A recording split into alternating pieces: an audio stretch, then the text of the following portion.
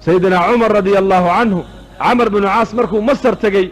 ذاتك ري مصر عادة وحاول هايين قبض بكرة أو شابد وقروح دلتي لبدا دا والنتين رالي جليان العاقي الذهب وحول بالصيان أي وبيق النيل كتوريين دينا وبيق مركز بيه زيادين دينا مركز بيراكو وراب سنين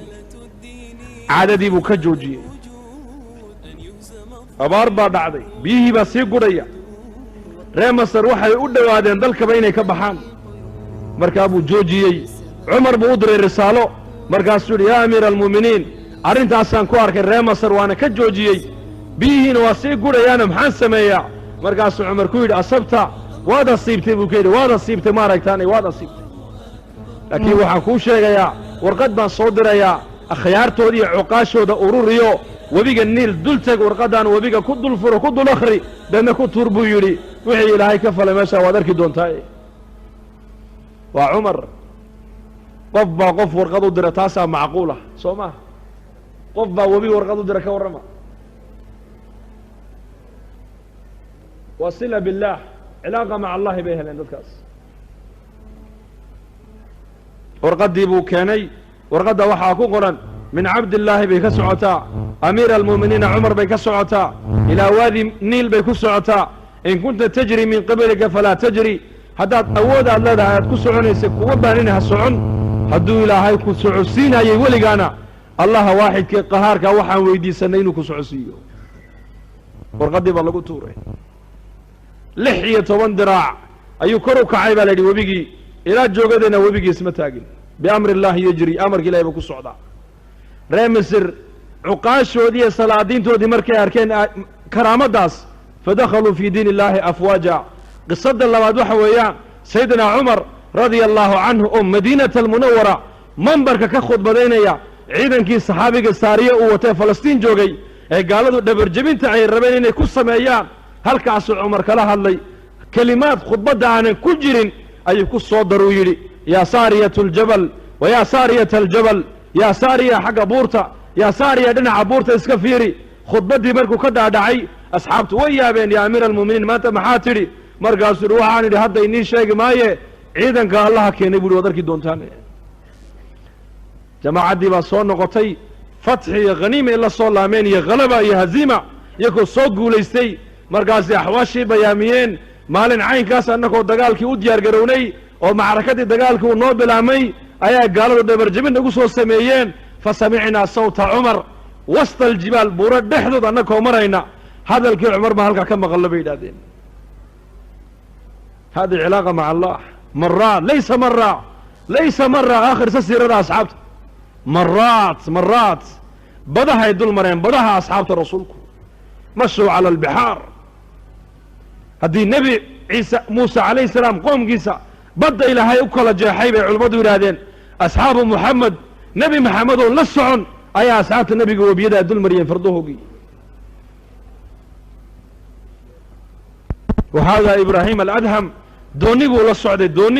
دون تيبا كعدي موج بدي بآذو كعدي داتكي دونت للسعودي يودن أيقنوا بالهلاك هلاك بيت دريمين فصاحوا الصيحة ويقيلين رقية دمر أبط ويقيلين هل مركلي وشيخي وهردي هردادي بكا كعي markaasuu arkay doontii oo marna xagga u gadoomaysa marna xagga u gadoomaysa dadkii oo dhanna ay geeri u diyaar noqdeen ay wada qaylayaan markaasuu gacmaha cirka u taagay yaa rabbi araytana qudrataka fa arina afwaka ilaahu qudradaadina tuste dulqaadkaagina na tus buu yiri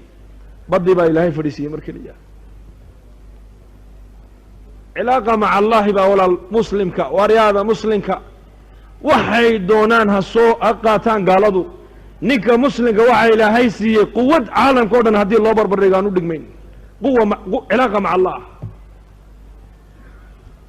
siirada kullama siirada akhrista asxaabu rasuul maxay haysteen caalamka marka la eego quwadda ay gaaladu haystaan iyo asxaabtu waxay haystaan asxaabtu waxba ma hayn laakiin sila billaahi bay lahaayeen ilaaqa maca allah darsigaana ayay ka qaateen خاتم الأنبياء بيكقاتين خاتم الأنبياء غزوة ذات الرقاع مركي أصحابته أي كسر لامين وقت الظهر قيد هاد معان بالنبي قاعد دافين يكون قيدك اللي راد سدين مرقابو النبي قو سيفتي سوق هذه geedka ayuu sudhay markaasuu nebigu geedkii hoos seexday yaana daba socda nin mushrika oo acraabiya khawrath binu xaaris la dhihi jiray ayaa daba socda reerkiisii baa la soo dhammeeyey dadkiisii baa la soo laayey xoolihiisii baa la soo qaatay imisuu ninkaasi cidho iyo cadhow haya nebiga asxaabta inuu cidlo ku helo uu u jeedaa nebigoo geedkii hoos hurda keligii asxaabtuna way seexdeen wakhta dahiira weeyaan cadaad waa kulayl geed har fiican baa nebiga loo dhaafay seeftiisi nebigu geed ku sudhay uu seexdeen nebigu calayhi salaatu wasalaam ninkii nebiga intuu dul yimiday ayuu seeftii galka ka saaray markaasuu nebigu ku kacay rasuulku markaasuu nebigu indhaha kala qaado waaba ninkii oo dul taaganba markaasuu yidhi alaa takhaafunii miyaanad iga cabsanayn markaasuu nebigu yidhi may kaa cabsan maayo markaasuu yidhi man yamnacuka minii ayaa iga kaa mancin kara maanta markaasuu nebigu yidhi allah 3 jeer weli asxaabta nebigu war kama haya qisadda dagaalkaa meesha ka dhacaya nebi maxamed mooyaane asxaabtiisu war kama qabaan way hurdaan waa sida xadiisku dhigayo seeftii baa ka dhacday ninkii isla markii nebigaa seeftii qaatay nebigu markuu seeftii qaatuu ninkii qabtay ayuu nebigu asxaabtii u yeedhay soo kaca buu yidhi way soo kaceen markaasuu nebigu qisadii meesha ka dhacday min alif ilaa ya ayuu asxaabta uga warramay muxuu uga jeedaa nebigu qisadaas ina haada اkhtarada calaya sayfii wa ana naa'imun faاstayqadtuhu wa fii yadihi saltan faqaala lii alaa takhaafunii faqultu laa faqaala lii man yamnacuka minii faqultu allah allah allah fasaqada sayfu min yadihi qisadda meesha ka dhacday asxaabtu ma joogin laakiin nebigaa uga warramaya muxuu nebigu uga jeedaa qisaddaa uga warramaya ya tawakulkuu barayaa tawakul ictimaad cala allah makhluuq oo dhan siduu u dhan yahay laa yataxarak ila biiraadatihi walaa yaskun ila biiraadatihi wain yamsaska allahu bidurin falaa kaashifa lahu ila hu wain yuridka bikhayrin falaa raada lifadlih laa maanica lima acطayta walaa mucطiya lima manact walaa raada lima qadayt walaa yanfacu da ljadi minka aljad ducaa bacda kuli salaa buu nebigu ducadaa akhrin jiray ummaddana nebigu ducadaa u baray ducadiisu waa iimaan waa nafyiya isbaat qur-aanku waa iimaaniyaad qisasu الصaxaaba iyo siiradii nebi maxamed o dhan iimaankay ku baraysaa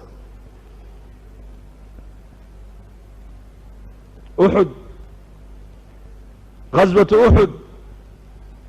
iyo غaswaةu beder غaswaةu xunayn imise duruus baa ummadda nebiga ugu duuban hadday ummaddu fahmaysa diin kam duruus fi hada الغazawaat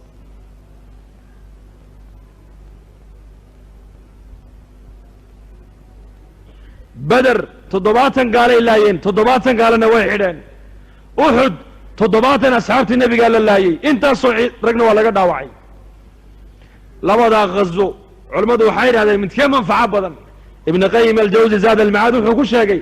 غaswatu uxud ayaa ka manfaco badan buu yidhi ka faa'iido badan ka cibro badan ka duruus badan ka fatuuxaad badan buu yidhi kow ta labaad waxaa la ogaaday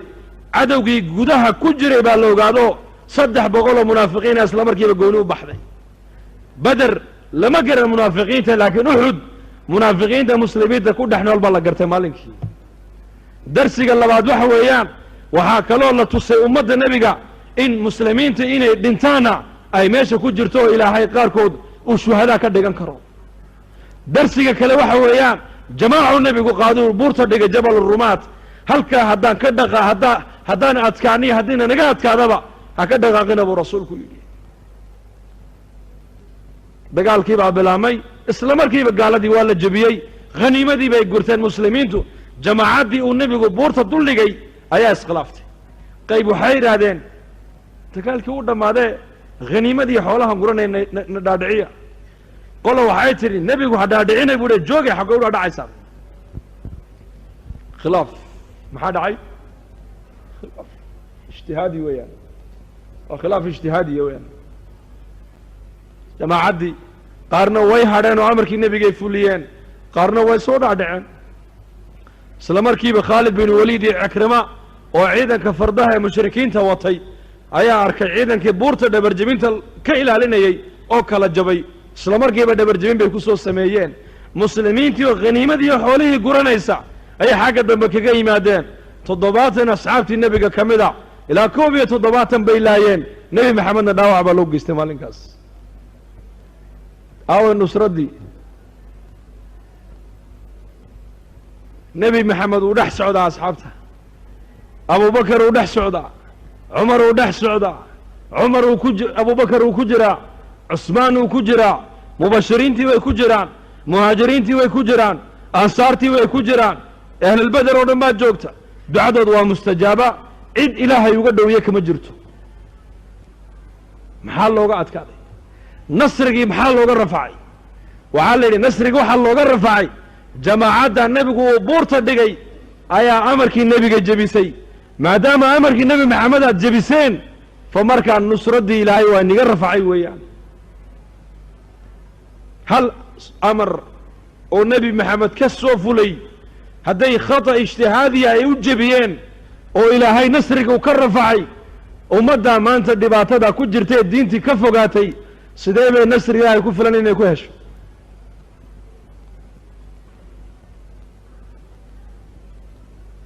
nebi maxamed oo jooga ayaa nasrigii laga rafacay ummadda markii amarkii nebiga ay jebiyeen waa darsi ilaa yowma alqiyaama ogaadaa lagu leeyahay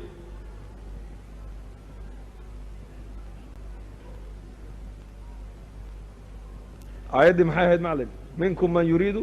awalkeygii id tusciduuna walaqad sadaqakum allahu wacdahu id taxusuunahum biidnihi xataa idaa fashiltum watanaasactum fi اlamr wacasaytum min bacdi ma araakum ma tuxibuun minkum man yuriidu اdunya wa minkum man yuriidu alaakhira ثuma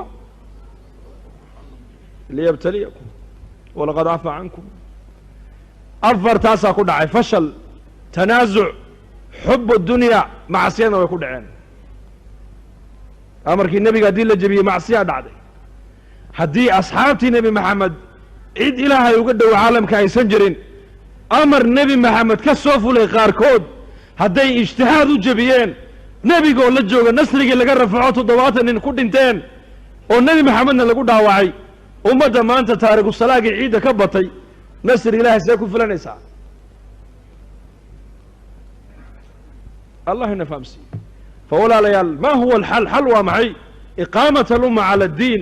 xal kale ma jire waa in ummadda mar labaad lagu dadaala oo lagu istaajiyaa maa kaana calayhi الnabiyu والصaxaaba asxaabtii nebi maxamed iyo zamankii nebiga ummaddu waxay qabtay iimaan iyo diin haddee mar labaad ummaddu u soo noqoto gargaarka ilahay halkiisi buu taagan yahay